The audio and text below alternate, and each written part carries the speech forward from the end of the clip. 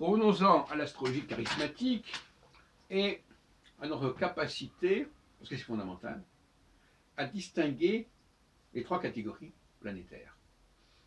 Non pas en nous fiant à la date de naissance, non pas en nous, la date de naissance nous sert essentiellement pour faire des prévisions, mais pour connaître le caractère de la personne et donc pour connaître aussi la planète qui va déterminer la vie de la personne. Et après, on pourra passer au rapport entre la planète et le degré ascendant de la naissance. Ça, c'est une deuxième étape. Eh bien, il faut observer. Et cette observation, comme je viens de le dire, parce que j'ai parlé beaucoup d'observation aujourd'hui, il faut observer, il faut savoir observer, il faut savoir regarder. Et pas simplement se fier à ce qui est marqué dans le thème astral et qui fait écran avec votre capacité d'observation. Et qui va projeter sur ce que vous observez une myriade de signifiants qui vont complètement vous brouiller et vous embrouiller l'esprit. Nous sommes pour l'observation. L'observation, normalement, au fond, je crois que, de manière générale, implique une certaine simplicité. Alors, prenons le cas du Saturnien.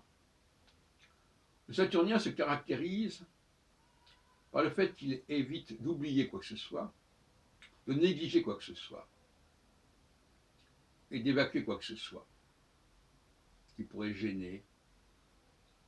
Le Saturnien est exhaustif.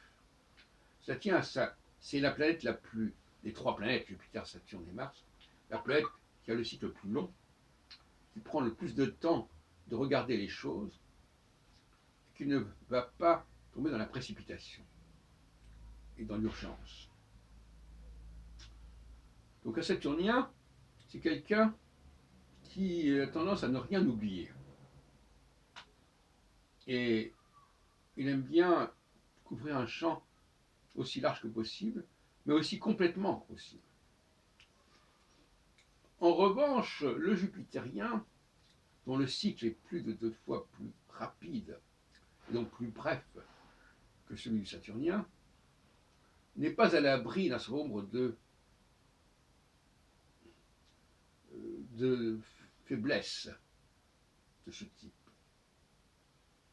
Il oubliera ceci, il oubliera cela, il négligera ceci, il négligera cela, il n'aura pas pensé à ceci, il n'aura pas pensé à cela.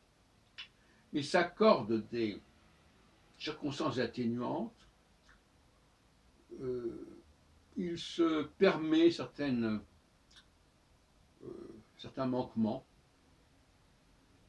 Par exemple, quand il vous raconte quelque chose, il ne parle que de ce qui lui paraît utile pour lui. Et il est capable de passer outre et de passer sous silence une information qui se révélerait par la suite absolument essentielle. Donc son honnêteté intellectuelle est sensiblement plus faible, plus discutable que celle du Saturnien. Voilà donc un critère qui me paraît intéressant à mettre en avant. Et donc, si votre conclusion est juste, eh bien, vous saurez qu'il faut étudier le passage de Jupiter par rapport au degré ascendant et non pas celui de Saturne. Alors, donc Jupiter est défini par défaut, quelque part. Il n'a pas les qualités du Saturnien. Et quant à ce qui concerne Mars, la planète la plus rapide des trois, et de beaucoup, puisque Mars est plus de 6 fois plus rapide que Jupiter, ce qui tient d'ailleurs au fait que entre Mars et Jupiter, il y a eu des astéroïdes qui normalement auraient dû faire partie du système, se trouvent à mi-chemin entre Mars et Jupiter, et dont Cérès est un élément le plus important de par sa taille.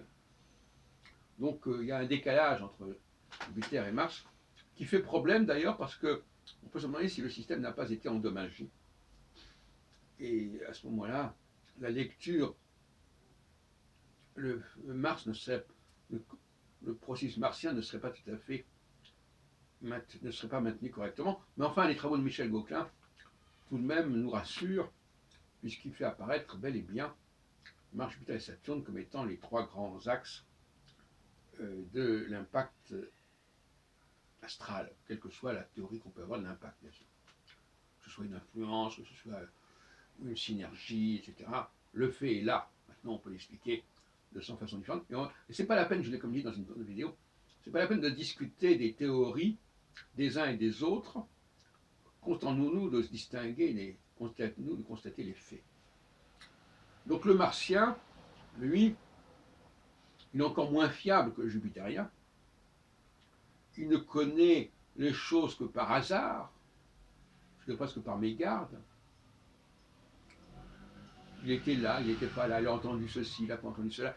Voilà, nous avons autour de nous énormément de petits martiens qui sont incultes, une culture générale avec énormément de trous, qui n'ont pas visiblement fait un travail exhaustif, un travail systématique d'information, et qui finalement ne sont guère fiables, ce qui n'en fait pas des chefs corrects et raisonnables. Un martien doit être contrôlé, doit être maîtrisé. On ne peut pas lui confier des tâches de direction.